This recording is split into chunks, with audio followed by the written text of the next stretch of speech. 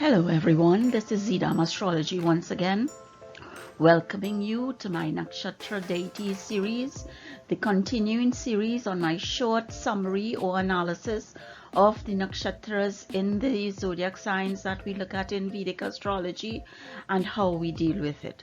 This is a system of astrology known in Sanskrit as Jyotish. The 27 constellations and not the 12 star signs of the zodiac are key to understanding celestial influences on our planet and person. These 27 constellations are known as the 27 nakshatras or stars spanning 13 degrees 20 minutes each. They are further divided into 4 parts of 3 degrees 20 minutes. Jump in and join me on this journey for a brighter day with Vedic astrology to guide you over the sea of life. Okay, this is a slide that I have been sharing with you throughout my nakshatra and transit and even deity series, giving you a little heads up on the terminology that we use in Vedic astrology for your Kundali or birth chart analysis. And this basically gives you a division of the sky into signs, the rasis, the nakshatras, the stars and the paras. And you know, the sun and the moon placement here is arbitrary, and I took the chart from the Jyotish video website, but this explanation and graphics are all mine, so that you know we have the Rashi or the zodiac sign, and a Rashi is one of the 12 signs that give you your birth details. In Western astrology, you know the 12 signs as Aries to Pisces. In Vedic astrology, the names are synonymous with Mesha to Meena. And in Western astrology, your sun sign will be there for a month, you know. Sometimes it straddles 2 months, but ends up to be around 29-30 days, sometimes 31. But in the Vedic astrology, if you are looking at persons born in the month of April, the lagna for that person moves every 2 hours in a 24-hour period, so that 2 persons born on the same day around the same time but more than 2 hours apart will have a different lagna. You know, they would have a different ascendant. So that this is one of the differences between Western and Vedic astrology, and the depth and details that you get in the Vedic astrology is really a good predictive technique. So this is the Rasi or zodiac sign. Then we have the nakshatras, and the nakshatras are the stars, and these are the grayed out areas in the graphic here, and if you check you will get 27. So these are the 27 constellations that we use in Vedic astrologies, and this nakshatra they represent the abodes into which the fruits of our labor, where our karma is transferred and stored. You know, the nakshatras dispense the fruits of our karma, the highest of which is the fruit of our worship and meditation, which is our spiritual labor of life. And then we have the padas, and each rasi has 9 padas and can therefore have 3 nakshatras or parts, as we see, posited in each sign. So if we take Simha Rasi here, one of the zodiac signs, we'll see it has 1, 2 and part or just 1 pada of a 3rd nakshatra. So this is where we get the 9 padas, you know, 4 in Magha, 4 in Purva Phalguni and 1 in Uttara Phalguni. So those are the 9 padas in the 1 Rasi sign, which is Simha. So this is how we get the 9 padas, and this is how we look at the details. We even go to the pada step in the Vedic astrology to give you an analysis or a reading. And as I said before, you know, Jyotish offers a more powerful predictive technique compared to other forms of astrology. And just to summarize, the 12 zodiac signs equates to 360 degrees, 1 zodiac sign or Rashi equates to 30 degrees, 1 nakshatra is 13 degrees 20 minutes, and 1 pada is equal to 3 degrees 20 minutes. We are dealing with Purva Ashadha Nakshatra today in this video, and Purva Ashadha is called the invincible star, and it's a Venus ruled nakshatra in Sagittarius, the zodiac sign of Sagittarius, and Sagittarius is ruled by Jupiter. Now Jupiter and Venus are not really friends, so we have to keep that in the back of our minds when we are analyzing your Kundali or birth chart. And these are some of the energies and characteristics that we usually go through at Vedic Astrology for you when I do these videos. And we normally deal with the deity, the symbol, the tarot, and the chakra, so that there are other things that we look at in terms of the nakshatra, the direction it is. Is it an Ugra nakshatra, a Chara nakshatra? The color, what does the color black mean? All these things we have to go through. The tree, what is the meaning of that tree in relation to the Purva Ashadha Nakshatra, the invincible star? So that, let's go through some of these and see what we can learn. The symbol for Purva Ashadha Nakshatra is the winnowing basket, and that basket, it tells us about a method where you separate things, and you separate things to either separate the strong from the weak, the evil from the good, or you want to separate things permanently. And winnow is synonymous with harvesting of a grain in olden times by hand. We now have machines that do that job. It speaks to an effort by an individual to feed his family and be victorious over the lean and hard times. It gives a sense of accomplishment to harvest what you have, what we call here, slaved over. You have really put in the effort to produce something that is edible and marketable.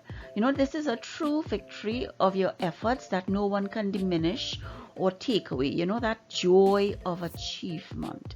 We can extrapolate that effort to worldwide hunger and feeding of a community, that can be giving you that sense of victory.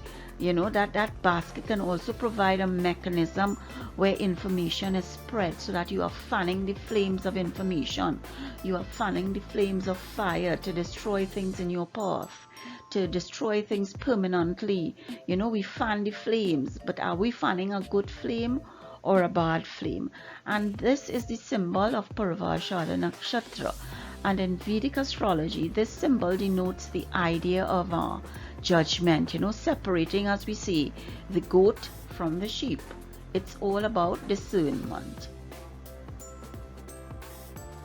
With the Purva Ashadha Nakshatra, the invincible star, we have with us as the deity Goddess Appa. And Goddess Appa is, the female deity presiding over this asterism.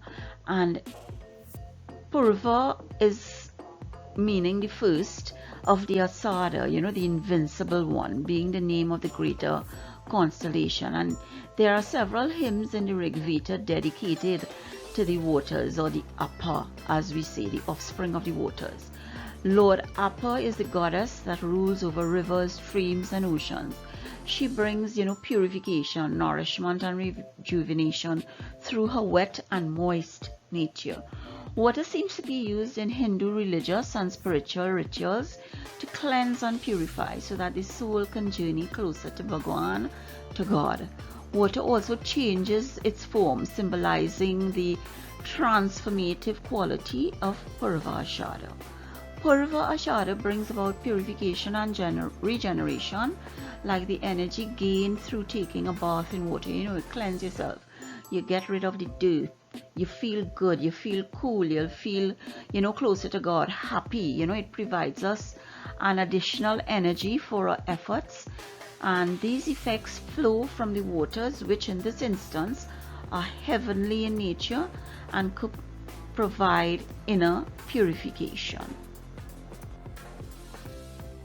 As we know by now, for those who have been looking at my videos, the padas for the nakshatras start with Dharma, it goes to Arthra, Karma and Moksha. And the 4 padas for the Purva Ashadha Nakshatra falls in the Leo, Virgo, Libra and Scorpio Navamshas, and each Navamsha is ruled by a different graha or planet. And the first pada is there by Sun, and the focus here is on pride and self-confidence, because we know Sun is the ruler of Leo, and Leo is all about being the king. You know, I'm master of all, I am survey, and that is one who likes to be the center of attention.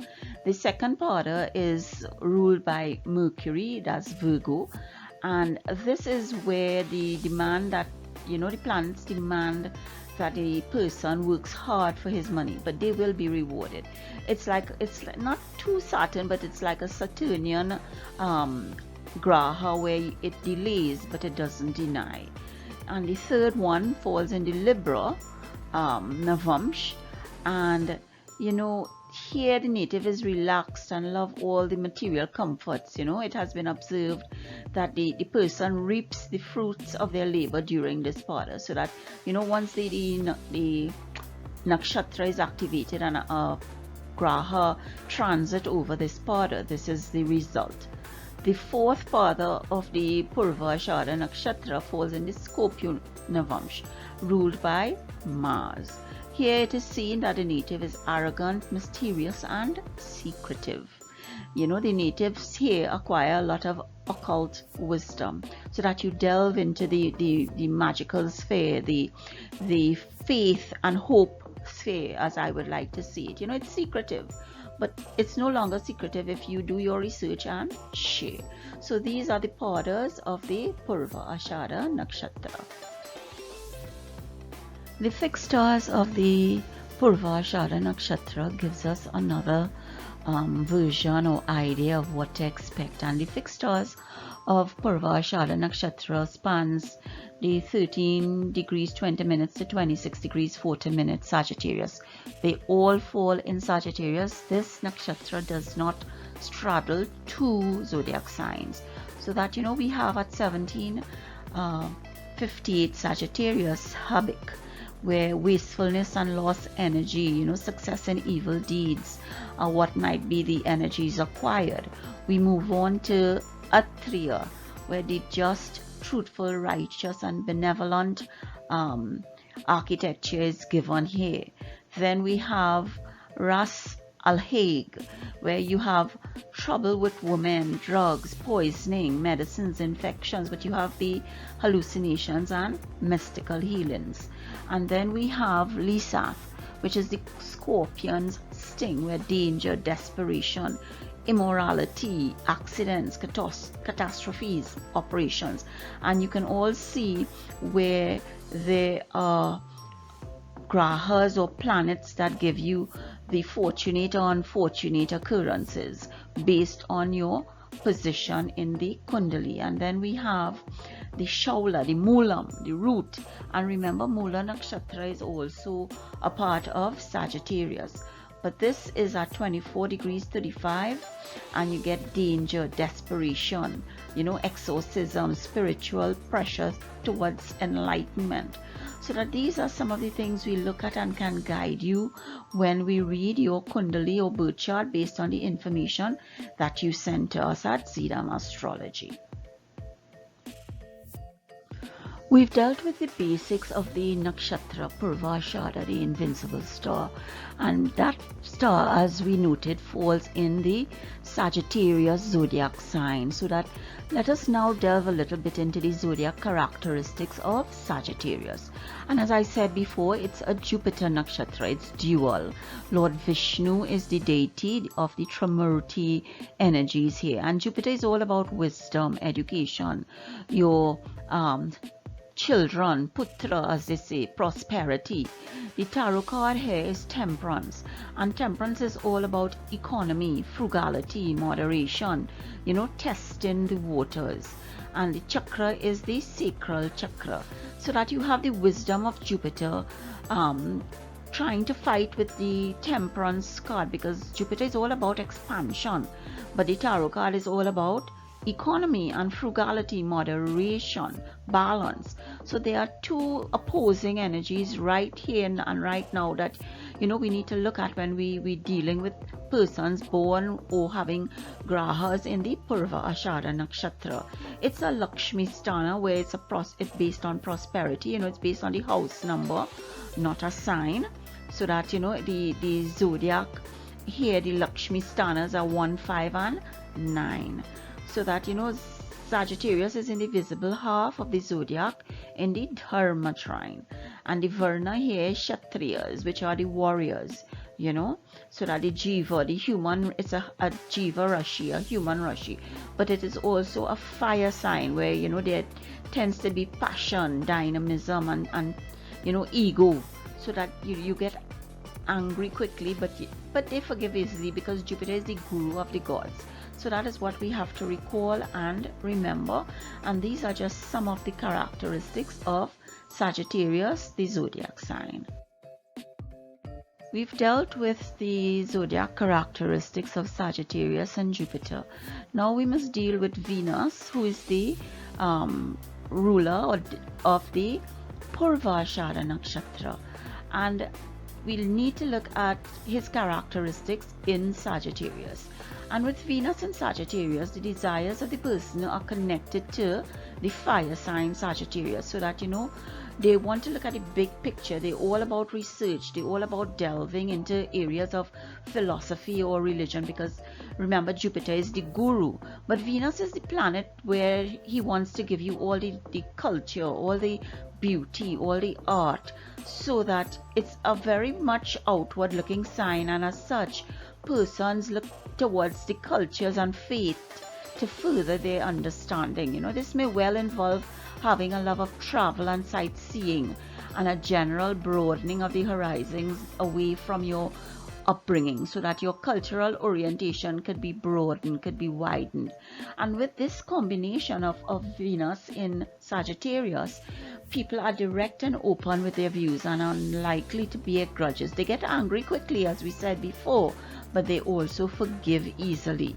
With the fire of Sagittarius, they will carry enthusiasm and passion for the object of their affection, although for them being tied into a monotonous routine will be a major problem. They don't like that boredom, that routine, that upsetting day-to-day whatever that is, so that excitement for them beckons from other places. But Venus's function is to develop awareness of others and attract your personal desire, so that how we attract, appreciate, cherish, or value something, the way we love sensuality, attracting what one desires. That is what Venus is all about in Sagittarius. He brings harmony, grace, beauty, and compassion. The Vishnu avatar that is associated with Venus for Purva Ashadha Nakshatra is Parashurama, and Parashurama is the lumberjack, that strong individual who is also referred to as Rama Bhagavar and Veera Rama, and he is the sixth incarnation of the god Vishnu in Hinduism. He is believed to be one of the Chiranjeevs, and as the long-lived ones or immortal ones who will appear at the end of the Kali Yuga to be the guru of Vishnu's 10th and last incarnation, which is Kalki. Vishnu on that white horse that is coming to bring balance to the world. And Parashurama is all about aggression, warfare, valor, but he also has prudence and patience. And his being in the world, brings an equilibrium. It gives correction to the cosmic equilibrium by destroying the Kshatriya warriors 21 times in his lifetime. And Parashurama legends are notable for their discussion of violence, the cycles of retaliation, the impulse of krodha, which is anger, the inappropriateness of krodha, and repentance. So that it's all about your actions and how you deal with it and why you deal with it, and that anger and the consequences of your anger. and that is the fiery passion of Sagittarius coming out here, so that there are consequences to it, and we have to learn this through Parusharama. We've completed another video on the Nakshatra series at zidamastrology.com. Email me at zida55@outlook.com. Subscribe, share, sign up at Zidam Astrology, Vedic Astrology for your Patra readings, your tarot spreads, your runes, your chakras and crystals that are included in your report. I always give thanks to Bhagwan for bringing me to this point and for allowing you to learn and to listen to the messages that are coming through the divine intervention in our lives. I thank you for sticking with me. I thank you for looking at this video and hope that you learn and you are guided by the messages sent to you. Thank you very much, and keep in health and safety until next time. Bye.